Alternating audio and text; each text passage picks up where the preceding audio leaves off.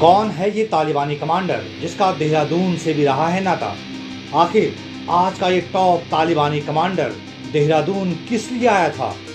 इस वीडियो में आपको बताऊंगा उस तालिबानी कमांडर की पूरी कहानी। इस तालिबानी कमांडर की देहरादून से जुड़ी हुई कुछ पुरानी तस्वीरें भी आपको दिखाऊंगा।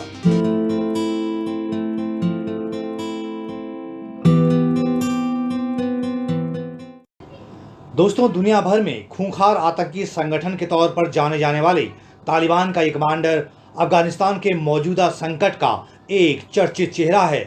ये शख्स तालिबान की पॉलिटिकल विंग का कद्दावर लीडर है और अफगानिस्तान को लेकर जो भी हाई लेवल की बातचीत चल रही है वो सारी बातचीत इसके बगैर नहीं होती। वो तालिबान और दुनिया की बाकी देशों के साथ हो रही बातचीत का एक प्रमुख वार्ताकार है। नाम है शेर मोहम्मद अब्बास स्तानिकजई। उम्र 58 साल। स्तानिकजई तालिबान का टॉप कमांडर है। वो तालिबान के राजनीतिक मामलों का प्रमुख भी है। यही वो शख्स है जिसका भारत से ताल्लुक रहा है, जिसका देहरादून से भी नाता रहा है। आज खूंखार आतंकियों का ये सरदार कभी फौजी हुआ करता था। भोला भाला, सीधा सादा, लेकिन बहादुर फौजी। फौज ने ही उसका कनेक्शन भारत से जोड़ा, देहरादून से उसका नाता जुड़ा। ये 1980 के दशक की बात है। इन दो तस्वीरों से इस एक शख्स के दो चेहरे देख सकते हैं। शेर मोहम्मद अब्बास स्तानिकजई उस वक्त 20 साल का था जब उसने देहरादून स्थित इंडियन मिलिट्री एकेडमी यानी IMA ज्वाइन की थी। Indo Afghan defence cooperation programme के तहत IMA देहरादून में ट्रेनिंग ली थी, वो भी 1.5 साल की। स्तानिकजई कभी देहरादून की इंडियन मिलिट्री एकेडमी IMA में जेंटलमैन कैडेट हुआ करता था। IMA देहरादून में शेर मोहम्मद भगत बटालियन की केरिन कंपनी में था।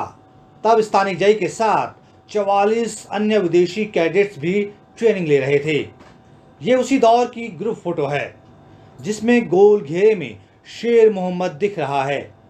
IMA देहरादून में 1982 बैच के स्तानिकजई के बैचमेट उसे शेरू कहकर बुलाते थे।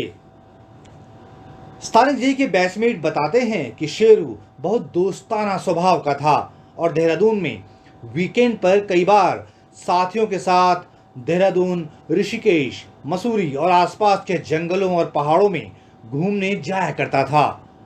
शेरू के IMA के एक बैचमेट ने तो शेरू के ऋषिकेश में गंगा में डुबकी लगाने की तस्वीर अभी तक संभाली हुई है। उसके कुछ बैचमेट बताते हैं कि उस दौरान शेरू कट्टर धार्मिक विचारों वाला भी नहीं था। स्तानिकजई ने IMA देहरादून में 1.5 साल की प्री कमीशन ट्रेनिंग पूरी की। उसके बाद उसने अफगानिस्तान की सेना में बतौर लेफ्टिनेंट ज्वाइन किया। ये तत्कालीन सोवियत संघ द्वारा अफगानिस्तान पर कब्जा करने के ठीक बाद की बात है।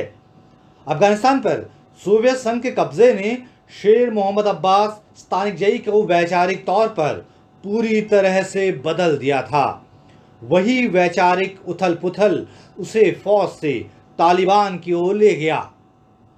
IMA देहरादून से पास आउट होने के बाद शेरू करीब 14 साल तक अफगानिस्तान की सेना में रहा, लेकिन 1996 में उसने आर्मी छोड़ दी और तालिबान ज्वाइन कर लिया।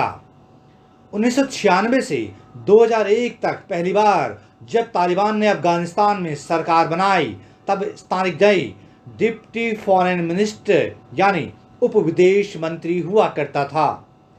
शेर मोहम्मद पढ़ा लिखा था और भारत में उसकी अंग्रेजी पर पकड़ भी अच्छी हो गई थी। उसने पॉलिटिकल साइंस से मास्टर्स भी कर लिया था। 2001 में जब अमेरिका और पश्चिमी देशों की फौज ने तालिबान को अफगानिस्तान से बेदखल कर दिया तो शेरू भी अफगानिस्तान छोड़कर कतर के दोहा चला गया, लेकिन वहां भी सक्रिय रहा।